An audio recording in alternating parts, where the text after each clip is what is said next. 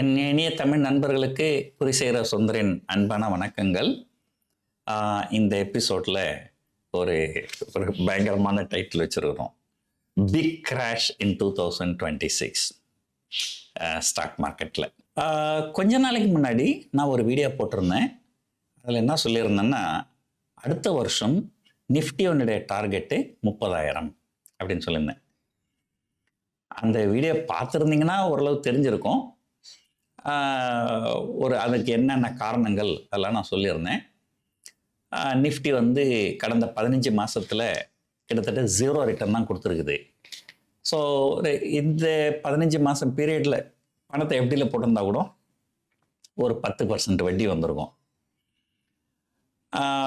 அந்த பணம் அப்படியே இன்னொரு ஒரு வருஷம் எஃப்டியில் வச்சுருந்தீங்கன்னா ஒரு அடுத்த வருஷம் டிசம்பர் மாதத்துக்குள்ளார உங்களுக்கு ஒரு 17-18% ரிட்டர்ன் வந்திருக்கும்.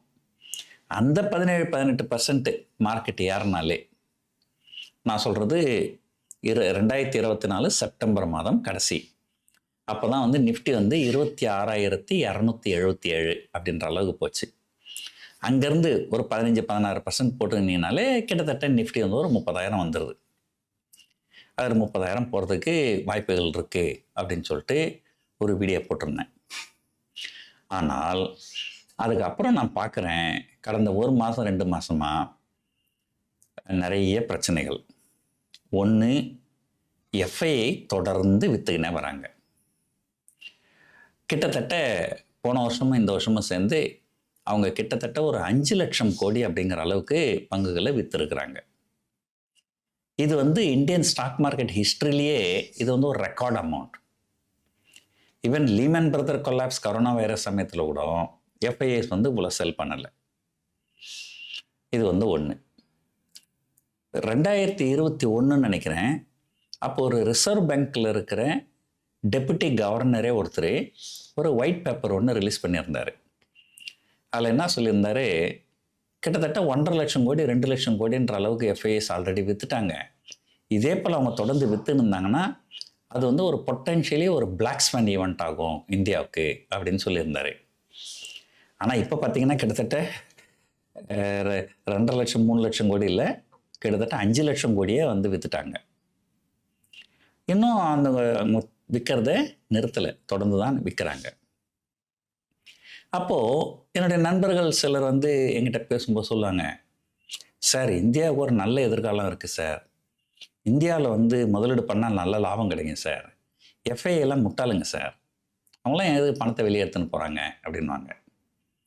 அதாவது இந்தியாவுக்கு நல்ல எதிர்காலம் இருக்குது, அதில் எந்த டவுட்டுமே கிடையாது. இந்தியாவில் தொழில் வளர்ச்சி எல்லாத்துக்குமே வாய்ப்புகள் நிறைய இருக்குது, அதுலேயும் எந்த டவுட்டும் கிடையாது. உலகத்திலே அதிகபட்சமான மக்கள் தொகை, மிடில் கிளாஸு, நிறைய கன்சம்ஷன் ஸ்டோரி, அதுலேயும் எந்த டவுட்டும் கிடையாது. ஆனால் என்ன பிரச்சனைனா, ஜூஸ் நிறைய இருக்குது, ஆனால் அந்த ஜூஸ் எல்லாம் கவர்மெண்ட் எடுத்துன்னு போயிடுவாங்க, உங்களுக்கு வெறும் சக்கை மட்டும்தான் கிடைக்கும். இந்த கரும்பு ஜூஸ் பார்த்துக்கிறீங்களா, கரும்பு வந்து ஒரு மிஷினில் உள்ளே விடுவாங்க, அது எல்லா ஜூஸ் வந்துடும், அந்த ஜூஸை வேற யாராவது எடுத்துன்னு போயிடுவாங்க, அந்த சக்கை தான் வந்து உங்களுக்கு கிடைக்கும். எஃப்ஐஎஸ் வந்து என்ன நினைக்கிறாங்கன்னா, நாங்கள் மற்ற நாடுகளில் முதலீடு பண்ணால் எங்களுக்கு அங்கே கேபிட்டல் கெயின் டேக்ஸ் கிடையாது, ஆனால் இந்தியாவில் முதலீடு பண்ணால் மட்டும் ஏகப்பட்ட டேக்ஸஸ் இருக்குது. அதுவும் குறிப்பாக பிஜேபி வந்ததுக்கப்புறம் என்ன பண்ணிட்டாங்க, long term capital gain tax 0லேருந்து 10 கொண்டு வந்து 10லேருந்து 12 கொண்டு வந்துட்டாங்க. Short term capital gain tax 10லேருந்து 15 கொண்டு வந்து 15லேருந்து 20 கொண்டு வந்துட்டாங்க. அதுக்கப்புறம் என்ன பண்ணாங்க, டிவிடெண்ட்டுக்கு டேக்ஸ் கொண்டு வந்துட்டாங்க. ஒரு அல்ட்ரா ஹெச்என்ஐ கிளைண்ட்லாம் பார்த்தீங்கன்னா அவங்களாம் டிவிடெண்டே கோடிக்கணக்கில் வரும். ஒரு கலாநிதி மாறன் இருக்கிறாரு சன் குரூப்பில். ஸோ சன் குரூப்போட மெஜாரிட்டி ஷேர் கிட்டத்தட்ட ஒரு 75% ஷேர் அவர் தான் வச்சுருக்கிறாரு. அதெல்லாம் கொஞ்சம் யோசனை பண்ணி பாருங்கள் எவ்வளோ டிவிடெண்ட் வரும்ன்ட்டு. அவங்களுக்கு டிவிடெண்ட்டே 100 கோடி 200 கோடி அப்படி வரும். அப்படி வந்ததுன்னா அதில் 42% அவங்க டேக்ஸ் பே பண்ணணும். ஆக்சுவலாக முன்னாடி கூட வந்து இருந்தது. முன்னாடி எப்படின்னா கம்பெனி வந்து டைரெக்டாக வந்து டிவிடெண்ட் டிஸ்ட்ரிபியூஷன் டேக்ஸ் அப்படின்னு ஒன்று பே பண்ணிவிடுவாங்க, அது 20% தான். அதுக்கப்புறம் அந்த டிவிடெண்ட் நம்ம கைக்கு வரும்போது நம்ம கைக்கு வந்து அது வந்து நான் டேக்ஸபிளாக வந்துடும். ஆனால் இப்போ என்ன பண்ணிட்டாங்க, அந்த கம்பெனிஸ் 20% நான் டிவிடெண்ட் டிஸ்ட்ரிபியூஷன் டேக்ஸ் பே பண்ண வேண்டியதில்லை, அது உங்கள் கைக்கு வந்தால் உங்களோட வருமானத்தில் அது ஆட் ஆகிடும். அப்படின்னா அல்ட்ரா சென்னை கிளைண்ட்டுங்களெல்லாம் இன்கமில் ஆட் ஆச்சுன்னு வச்சுங்களேன், 5 கோடி ரூபாய்க்கு மேலே தான் எப்படி இருந்தாலும் வருமானம் இருக்கும், அவங்களுக்கு இன்கமில் ஆட் ஆச்சுன்னா அது உங்களுக்கு 42% டேக்ஸில் போயிடும். இப்போ 20% டேக்ஸ் பே பண்ண இடத்துல இப்போ 42% டேக்ஸு. அப்புறம் வேறு சிலர் என்ன பண்ணுவாங்க, இப்போ ஒரு உதாரணத்துக்கு என்கிட்ட கொஞ்சம் காசு இருக்குது, ஆனால் இப்போ பங்குச்சந்தை கொஞ்சம் உச்சத்தில் இருக்குது, இப்போ வேணாம், இன்னும் கொஞ்சம் கரெக்ஷன் ஆகட்டும், அப்போ நம்ம போய் வாங்கிக்கலாம் அப்படின்னா, அது வரைக்கும் அந்த பணத்தை வச்சு என்னென்ன பண்ணுறது? அப்போ என்ன பண்ணுவாங்க, இந்த டெப்ட் ஃபண்டில் போட்டு விட்ருவாங்க. ஒரு டெப்ட் ஃபண்டில் போட்டுட்டு எப்போ மார்க்கெட் கரெக்ட் ஆகுதோ, எப்போ நமக்கு இந்த ஷேரு இந்த ப்ரைஸில் கம்ஃபர்டபுளாக இருக்குன்னு தோணுதோ, அப்போ டெப்ட் ஃபண்ட் ஆஃப்லோட் பண்ணிவிட்டு இங்கே ஈக்விட்டிக்கு மூவ் பண்ணுவாங்க. அப்போது இந்த டெப்ட் ஃபண்டில் பணம் போட்டாக்கா டேக்ஸ் வந்து ஆல்மோஸ்ட் நெக்லிஜிபிள் முன்னாடி. ஏன்னா அது இண்டெக்ஸேஷன் பெனிஃபிட்னு ஒன்று இருக்குது. அந்த இண்டெக்ஸேஷன் பெனிஃபிட் இருக்கிறதுனால அதனுடைய டேக்ஸ் ட்ரீட்மெண்ட் வந்து ரொம்ப ரொம்ப ரொம்ப கம்மியாக இருக்கும். ஆனால் இப்போ என்ன பண்ணிட்டாங்க, அந்த இண்டெக்ஸேஷன் பெனிஃபிட் எடுத்து விட்டுட்டாங்க. எடுத்து விட்டுட்டதால நீங்கள் டெப்ட் ஃபண்டில் போடுறீங்க, ஒரு வருஷத்துக்குள்ளாரே ஒரு ஸ்டாக் மார்க்கெட் நல்ல அட்ராக்டிவ் லெவலில் வருதுன்னா இதை ஆஃப்லோட் பண்ணிட்டாங்க போகலான்னு பார்த்தா இது ஷார்ட் டேர்ம் கேபிட்டல் கெயின் டேக்ஸில் வந்துடும். அதுக்கு 20% டேக்ஸ் பே பண்ண வேண்டி வரும். ஸோ இந்த மாதிரி வந்து left right and center security transaction tax கிட்ட ஆப்ஷன்ஸ், நான் வந்து ஒரு ஆப்ஷன்ஸ் ட்ரேடரு, கிட்டத்தட்ட 5 மடங்குக்கு மேலே ஏற்றிட்டாங்க. ஸோ பாருங்கள், long term capital gain tax 0லேருந்து 10, 10லேருந்து 12, short term capital gain tax 10லேருந்து 15, அப்புறம் 15லேருந்து 20, அப்புறம் இண்டெக்ஸேஷன் பெனிஃபிட் டேக்கன் அவுட்டு, அப்புறம் டிவிடெண்ட்டுக்கு டேக்ஸு, இந்த மாதிரி லெஃப்ட் ரைட் அண்ட் சென்டர் எல்லாத்துலேயும் டேக்ஸ் ஏற்றி விட்டாக்கா இப்போ வெளிநாட்டில் இருக்கிறவங்களாம் என்ன நினைக்கிறாங்க, டவுட்டே இல்லைங்க, இந்தியாவில் நல்ல எதிர்காலம் இருக்குங்க, இந்தியாவில் முதலீடு பண்ணலாங்க, ஆனால் என்ன பண்ணுறது, இந்தியாவில் பண்ணால் ஜூஸ் நிறைய கிடைக்குது, ஆனால் முக்கால்வாசி ஜூஸை கவர்மெண்ட் எடுத்துன்னு போகிறாங்க, எங்களுக்கு கால்வாசி ஜூஸ் தான் கிடைக்குது, அதுக்கு நாங்கள் வேறு ஏதாவது நாட்டில் போய் முதலீடு பண்ணிக்கலாமே, நம்ம எதுக்கு இங்கே முதலீடு பண்ணோம், எங்களுக்கு நான் தலையத்தை இந்தியாவில் தான் முதலீடு பண்ணணுன்ட்டு, உலகத்தில் எந்த நாட்டில் வேணாலும் நாங்கள் முதலீடு பண்ணலாம் அப்படிங்கிற ஒரு எண்ணம். ஸோ இது என்ன நடக்குதுன்னா, தொடர்ந்து அவங்க வந்து பங்குகளை விற்றுனிருந்தால் என்ன நடக்கும்ன்றது சொல்லிடுறேன் பாருங்க. இந்தியாவுக்கு வந்து ஏற்கனவே அந்நிய செலவணி ஒரு பெரிய பிரச்சனை. நம்ம ஏற்றுமதி பண்ணும்போது நமக்கு டாலர் கிடைக்குது, இறக்குமதி பண்ணும்போது நம்ம டாலர் கொடுக்கணும். நம்ம தங்கமும் கச்சா எண்ணெயும் நம்ம அளவுக்கு அதிகமாக இம்போர்ட் பண்ணுறோம், அதுக்கே நம்முடைய அந்நிய செலவணியெல்லாம் காலி ஆகிடுது. ஆனால் நம்முடைய ஏற்றுமதி ரொம்ப குறவு தான். அதனால தான் இந்த நடப்பு கணக்கு அப்படின்னு சொல்லுவாங்க, கரண்ட் அக்கௌண்ட் டிஃபிஷிட், அது எப்போயுமே அதிகமாக இருக்கும். அப்போ என்னாகும், இந்திய பங்குச்சந்தை மேலே வெளிநாட்டு முதலீட்டாளர்கள் நம்பிக்கை வச்சு அங்கேருந்து நிறைய பணத்தை இங்கே கொண்டு வந்தாங்கன்னா அது மூலமாக நமக்கு டாலர்ஸ் நிறைய கிடைக்கும். இப்போ அவங்க பணத்தை கொண்டு வரதில்லை, இருக்கிற பங்குகளை விற்றுட்டு அவங்க அந்த பணத்தை வந்து வெளிநாட்டுக்கு எடுத்துன்னு போகிறாங்கன்னா அப்போ அவங்களுக்கு நம்ம டாலர் சப்ளை பண்ணி ஆகணும். அப்போ ஏற்கனவே அந்நிய செலவணி ரொம்ப மோசமாக இருக்குது, அது இன்னும் மோசமாகி நம்முடைய கரன்சி டிப்ரிஷியேட் ஆகின்னு இருக்கும். இப்போ அதுதான் காரணம். 82 ரூபாயிலேருந்து 91 ரூபா வரைக்கும் ஒரு டாலருக்கு இந்திய ரூபாய் மதிப்பு குறைஞ்சதுக்கு இந்த எஃப்ஐஐ செல்லிங்கும் ஒரு காரணம். இப்போது இதே போல் தொடர்ந்து விற்றுக்கினே இருந்தால் லக்கிலி என்ன நடந்ததுன்னா, அந்த ரீட்டைல் பீப்புளெலாம் நிறைய பணத்தை வந்து இப்போது பங்குச்சந்தையில் முதலீடு பண்ணி, அதுவும் இந்த ஃபைனான்ஷியல் இன்ஃப்ளூயன்சஸ் எல்லாம் ஒன்றா சேர்ந்துன்னு எஸ்ஐபி தான் வந்து பெஸ்ட் ஃபார்ம் ஆஃப் இன்வெஸ்ட்மெண்ட்டு. எஸ்ஐபியில் பண்ணால் கண்டிப்பாக பண்ண சோஷியல் மீடியாலாம் போனீங்கனாலே அப்படி தான் இருக்கும். நான் வந்து எஸ்ஐபியில் பணம் போடுவேன், எஸ்ஐபியில் வந்து இப்போ 12% ரிட்டர்ன் ஆவரேஜ் வரும், 15% ஆவரேஜ் ரிட்டர்ன் வரும். நான் 40 வயசில் ரிட்டையர் ஆகிடுவேன். எல்லாம் ரைட்டு தான். கடந்த சில ஆண்டுகளாக அல்லது கடந்த பல ஆண்டுகளாக வந்து மியூச்சுவல் ஃபண்ட்லாம் 12% ஆவரேஜ் ரிட்டர்ன் கொடுத்ததுன்றதுனால அடுத்த 5 வருஷத்துக்கு கொடுக்கணும்னு அவசியம் கிடையாது. ஏன்னா இப்போ எல்லாரும் வந்து இந்த எஸ்ஐபின்னு சொல்லிட்டு அது ஒரு நேஷ்னல் கிரேஸ் ஆகிட்டு பணத்தை பம்பின் பண்ணிக்கினே இருக்கிறாங்க. ஆனால் கடந்த ஒரு வருஷமாக எஸ்ஐபியில் போட்டவங்களுக்குலாம் எதுவும் பெருசாக ரிட்டர்ன் வரல. இப்படி இந்த ரிட்டர்ன் வந்து குறைஞ்சிக்கினே இருந்தால் எவ்வளோ நாளைக்கு இந்த ரீட்டைல் பீப்புள் பணத்தை உள்ளே கொண்டு வருவாங்க? இப்போ வெளிநாட்டு முதலீட்டாளர்கள் பங்குகளை விற்றுனேங்கிறாங்க. ஏதோ ஒரு காலகட்டத்தில் உள்நாட்டு முதலீட்டாளர்கள் நம்பிக்கை இழந்து வரல, அப்போது என்ன ஆகும்? பங்குச்சந்தைகள் பெரிய அளவில் கிராஷ் ஆகும். பத்தாத்துக்கு இந்தியாவுக்கும் அமெரிக்காவுக்கும் வர்த்தக உறவுகள் சரியா இல்லை. ட்ரம்ப் பதவிக்கு வந்து கிட்டத்தட்ட 1 வருஷம் ஆக போகுது. அவர் போன ஏப்ரல் மாதம்தான் என்ன டைம் கொடுத்துருந்தாரு, 6 மாதம் டைம். அதுக்குள்ளார எல்லாரும் வந்து வர்த்தக ஒப்பந்தம் போட்டுக்குங்கன்னு சொல்லிட்டு. அதுக்கப்புறமா கிட்டத்தட்ட இப்போ 9 மாதம் ஆக போகுது. இன்னைக்கு வரைக்கும் இந்தியாவுக்கும் அமெரிக்காவுக்கும் ஒரு வர்த்தக ஒப்பந்தம் எட்டப்படவில்லை. பேச்சுவார்த்தை சுமூகமாக நடந்தது. We are looking for a strategic relationship அப்படி இப்படின்னு ரொம்ப ஆங்கிலத்தில் ஒரு புரியாத வார்த்தைகள்லாம் சொல்கிறாங்கன்னா என்ன அர்த்தம்னா, அங்கே உள்ளுக்குள்ளே எந்த அக்ரிமெண்ட்டும் வரல. உள்ளுக்குள்ளே அக்ரிமெண்ட் வந்திருந்தா என்ன பண்ணணுன்னா வந்திருப்பாங்க, வெளியே செய்தியாளர்கிட்ட வந்து அக்ரிமெண்ட் சைன் பண்ணுவாங்க. சார் நாங்கள் நாளைக்கு அக்ரிமெண்ட் சைன் பண்ணுறோன்னு சொல்லுவாங்க. இங்கே அக்ரிமெண்ட்டே சைன் பண்ணலை, பேச்சுவார்த்தை நடத்தின்னு இருக்கிறாங்க. ஸோ இது வந்து இந்த இந்தியாவுக்கும் அமெரிக்காவுக்கும் வர்த்தக ஒப்பந்தம் ஏற்படவில்லைன்றது அது இன்னொரு பெரிய நெகட்டிவ் பாயிண்ட்டு நம்முடைய பொருளாதாரத்துக்கு. இப்படி வெளிநாட்டு முதலீட்டாளர்கள் தொடர்ந்து பங்குகளை விற்றுன்னு இருந்து அமெரிக்காவோட வர்த்தக ஒப்பந்தமும் ஏற்படாமல் ஒரு காலகட்டத்தில் இந்திய சிறு முதலீட்டாளர்களும் நம்பிக்கை இழந்து பணத்தை உள்ளே கொண்டு வரதை நிறுத்திட்டாங்கனால் பங்குச்சந்தைகள் பெரிய லெவலில் கிராஷ் ஆகுமானால் தாராளமாக ஆகலாம். 2026 பங்குச்சந்தைகள் கிராஷ் ஆகிறத பற்றி விட்டுருங்க. இப்போவே வந்து நம்ம மார்க்கெட் கிராஷ் ஆகி தான் இருக்குது. இப்போவே நம்ம மார்க்கெட் வந்து பேர் மார்க்கெட்டில் தான் இருக்குது.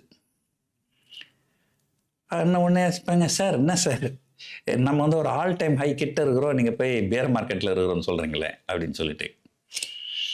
அதாவது முதல்ல டெஃபினிஷன் என்னன்னு பார்த்துருவோம். பங்குகள் வந்து ஒரு 10% வரைக்கும் கீழே இறங்கிச்சினால் அது நார்மல் ஏற்ற இறக்கம்னு சொல்லிடுவாங்க.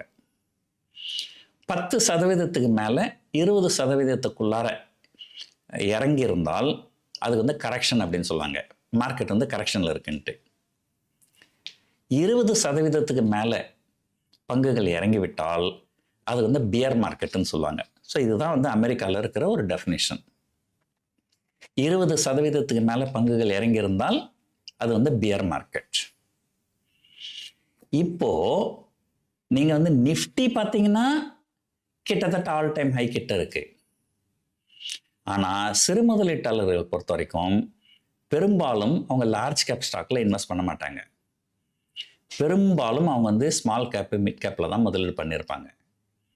அந்த ஸ்மால் கேப் மிட் கேப்லாம் பார்த்தீங்கன்னா 20% மேலே இறங்கி தான் இருக்குது. இப்போது நான் மணி கண்ட்ரோலில் வந்த ஒரு ஆர்டிக்கல் காமிக்கிறேன் பாருங்கள் உங்களுக்கு.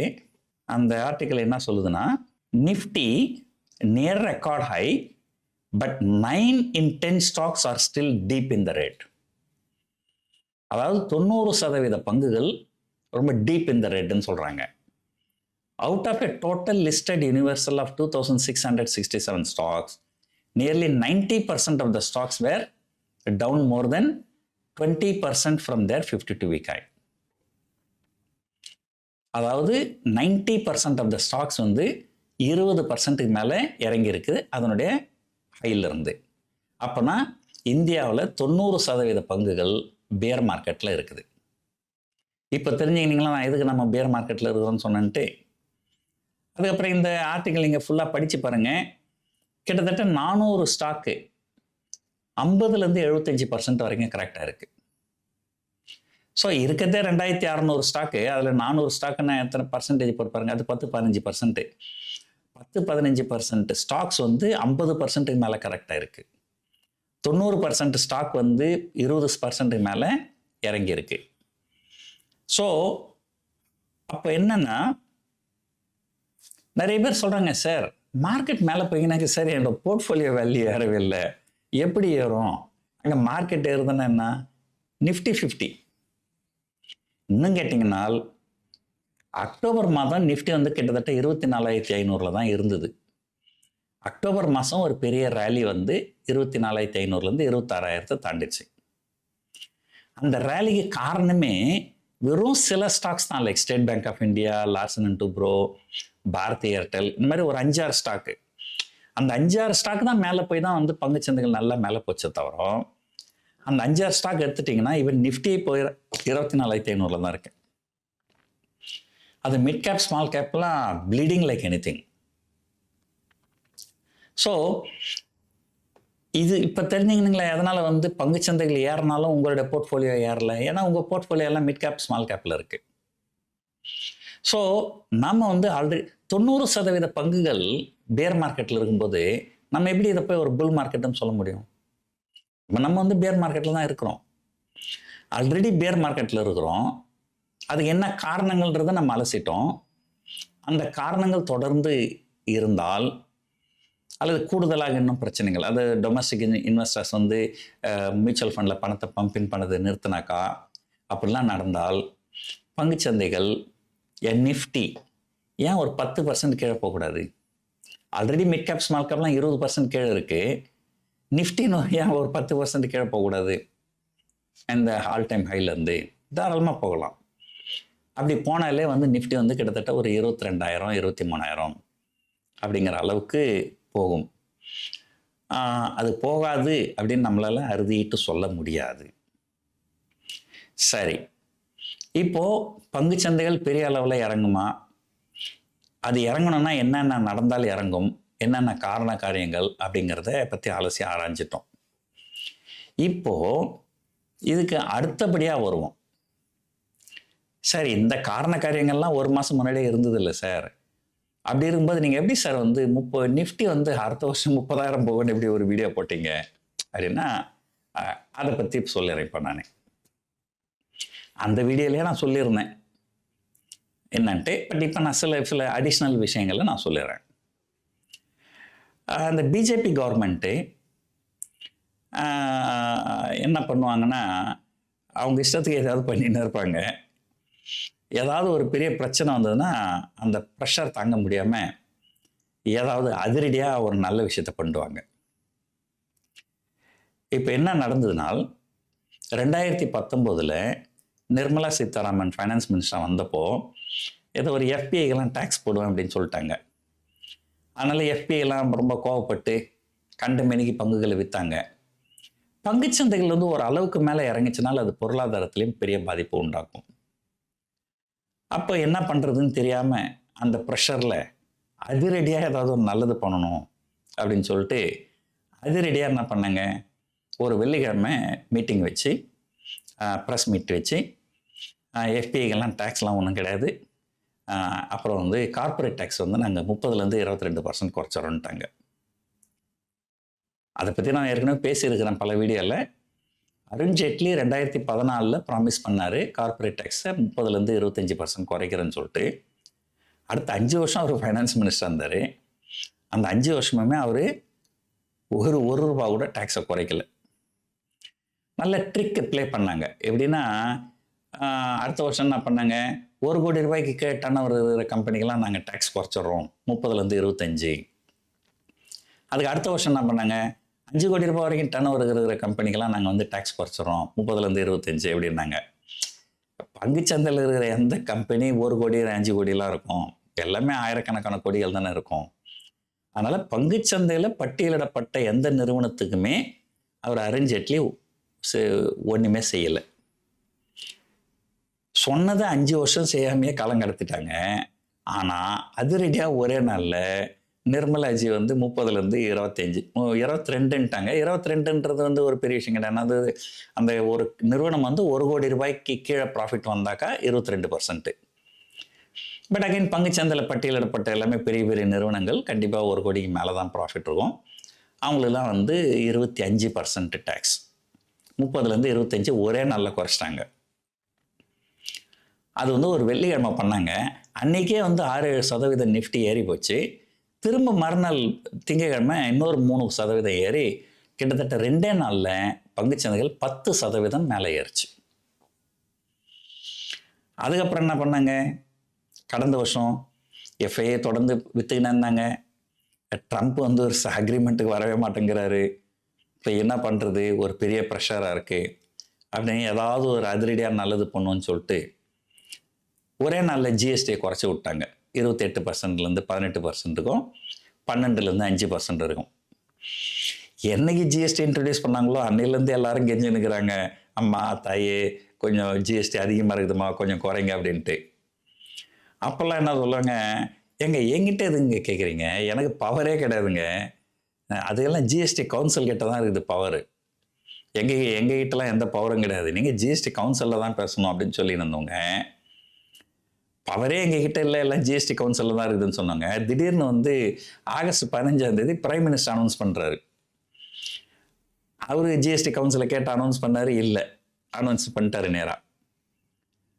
ஆகஸ்ட் 15 பிரைம் மினிஸ்டர் அனௌன்ஸ் பண்ணுறாரு. அப்புறம் செப்டம்பர் ஃபர்ஸ்ட் வீக்கில் தான் ஜிஎஸ்டி கவுன்சில் கூடி முடிவு எடுக்கிறாங்க.